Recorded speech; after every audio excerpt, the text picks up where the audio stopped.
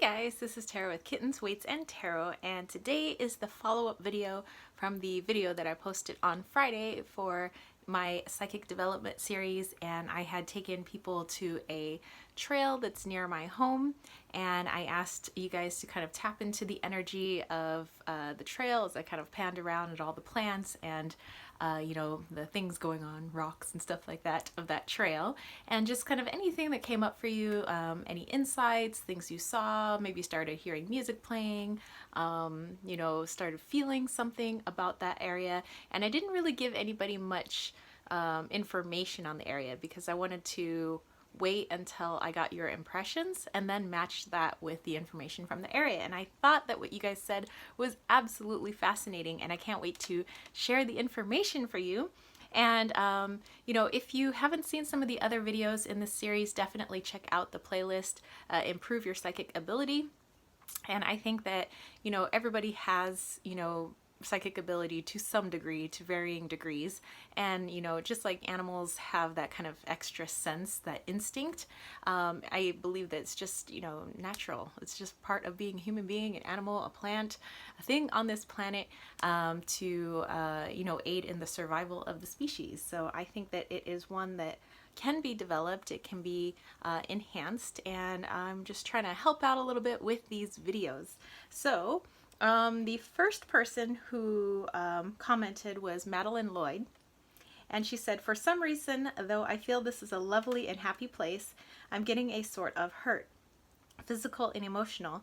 I see someone falling and scraping a knee for some reason. I also feel emotional turmoil, like people may come here when their mind and heart are too overloaded to try to work things out."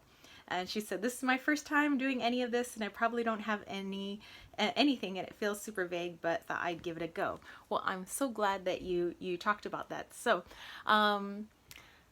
the particular place kind of up at the summit there, where it has like a stone circle and you can kind of overlook all of San Diego, that is a place where people like to hang out, and obviously they drink, and sometimes they drink alone, and that's evidenced by the 40 ounces that they leave behind.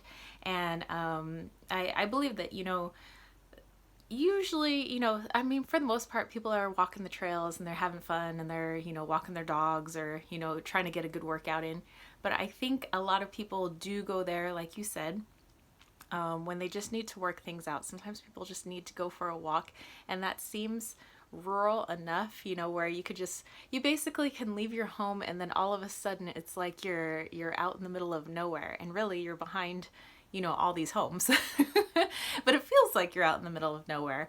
And, you know, I think that a lot of people do go there to, you know, work things out, to think things through. And I know myself that, you know, if I have something that's on my mind, it's nice to walk through there. And there's so many endangered and historical plants and species and things growing there, just, you know, well, like the sage plants, like sage is kind of, I guess, you know, endangered in this area, but this entire place is sage. So it's almost like I don't see it as endangered because I'm surrounded by it all the time. But, you know, it's definitely a place to work things out. So you are right on the nose on that one. So, and there's a lot of steep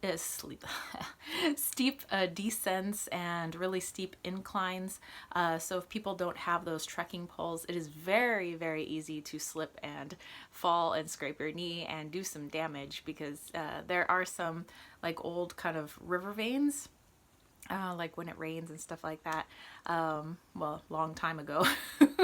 I mean, it rains now, but probably not to that extent anymore. And so I've slipped a couple of times, not actually fallen. So I can imagine if somebody wasn't paying attention, that they can hurt themselves pretty bad. So somebody slipping and falling, that's probably happened to many a people. Okay, so yeah, I mean, everything right on the nose for me. Lady Knight of Avalon said, "In the beginning, I thought of cowboys and gold digging, but when I saw the stone circle, it shifted to the movie God's Army. And then I heard the song Real Life, Send Me an Angel, 89 in my head. Can't wait to find out the answer." Okay, so let's start with cowboys and gold digging. Well, we are the California coast. and a lot of people came out here to pan for gold. A lot of people came into Old Town San Diego, and actually from that point, that section of trail, it was once called at one time Lookout Point, or Lookout Mountain, and so people would be able to look from there back in it was like the 1800s, and they'd be able to see if any ships were coming into port, and then trek the 12 miles it took to get there, so that they could sell their wares or whatever it was. But yeah, a lot of people came through here to get towards Old Town San Diego, because we had the ocean and the harbor and everything like that. So there definitely were a lot of cowboys here, as well as Native Americans. This is their land. And we have a natural spring here as well, which is why we have a road called Sweetwater Springs. And that spring is located now where there's a historical home. So there was a home that was built around it by a very wealthy person, a last name Bancroft. And yeah, that spring and that home still stands today. So yeah, a lot of people came out west. A lot of people came out here looking for better times, looking for gold, looking for money, looking for something.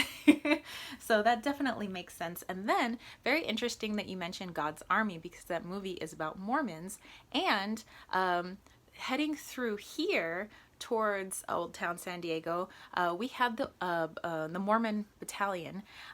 So the Mormon Battalion helped the Americans fight in the Mexican-American War of 1846 to 1848. And so they were, they have a whole monument set up to them in Old Town San Diego. There is a little thing about them over at the Presidio, which overlooks Old Town San Diego. So yeah, there was a lot of that. So that's very interesting that you picked up, God's Army. So yeah, we had the Mormon Battalion that came through here, and they were, there's a whole thing, set up about them, where they decided they wanted to help out as well. And it's a very interesting story about them too, if you ever have the chance to look it up. Then you said Real Life, Send Me an Angel 89. That's really interesting too. Number one, I love that song a lot. And when I think of that song, I think of my cousin. So it could have been very interesting. Could have been that my cousin was there with me. And also I feel the Send Me an Angel, it's kind of a spiritual place. So, I that could have been like twofold, number one, that it's a spiritual place, and there's, there is a feeling of spirit, especially at that lookout part right there. But yeah, it also could have been my cousin. So yeah, all right. To Kendras Journey, she says, I get a mining town feel, wagons, moving far away, hard living. So yes, like I mentioned before, life was really hard out here. The Old Town San Diego was the first town, basically. And then, like I said, we had the Presidio right up there, just above it. And, life was really hard out here.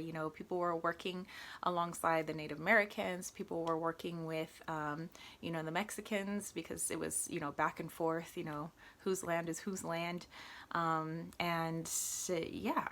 You were working with an environment that was very inhospitable. So yes, we had the ocean, but basically the way San Diego is situated, it's like we're a desert on the ocean, which makes it very interesting. We're not like a regular coastal town.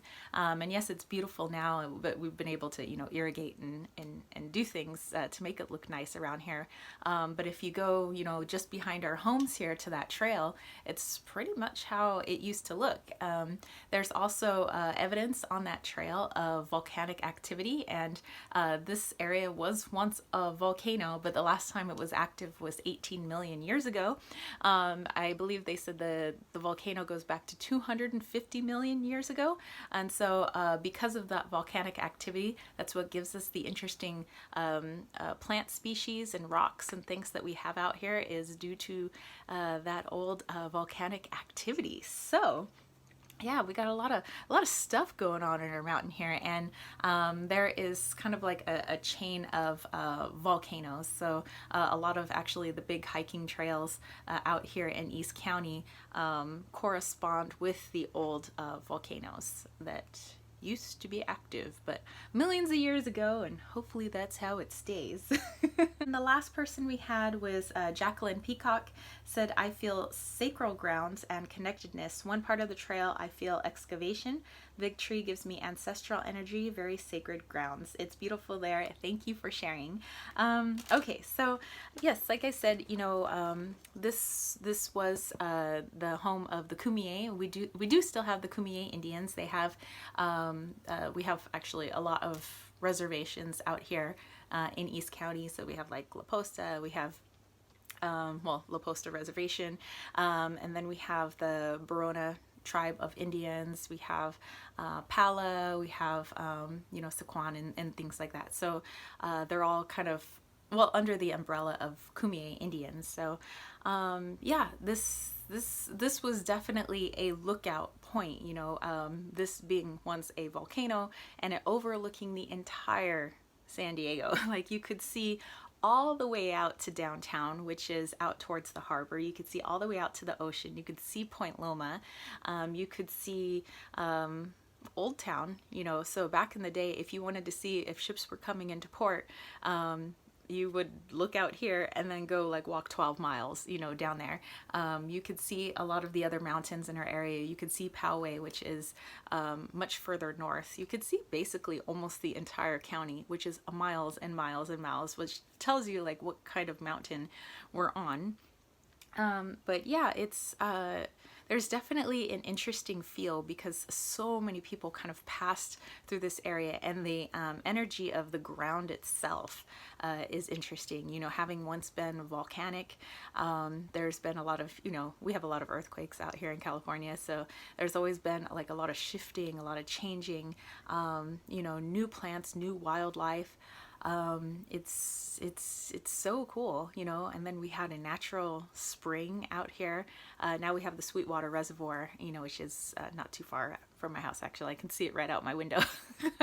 But yeah, I would agree with it being, you know, that feeling of sacredness. And I do believe that, you know, many of the tribes used to use this as a vantage point because you could literally see everything in all directions and feel safe that way. You know, if you saw an approaching enemy or you saw people that were just passing by, you could at least keep an eye on them. So yeah, I thank you guys so much for participating in this. I thought this was wonderful. I love giving you guys feedback like this so that, you know, you don't feel hesitant to, you know, try out your, you know, your natural instincts, your natural gut feelings, your natural intuition. So yeah, let me know if you guys have any other ideas of videos you'd like to see me make within this series. People have made videos, or they said, oh, you know, could you take us to a place that's known for its spirit activity, which I do want to do that at some point, perhaps when it's less busy. Right now I'm super busy, but yeah, if you have any other ideas, I would be happy to hear them. So if you dug this video, don't forget to give it a thumbs up, don't forget to click subscribe, and don't forget to click that ding ding ding notification bell for more videos just like this. And I thank everybody who participated in this today and, well, and over the weekend. And if you want to catch a reading from me, head over to www.kittensweetsandtarot.com, and there's also a link to my Etsy shop where you can get my Wally's World Oracle, which is right here. Yay! And there's free shipping in the US, so definitely check it out. And I have like my sprays and my salves and my like rose beauty sap that I created, and my bracelets and things like that. But you can hit up all the readings that I have on my website.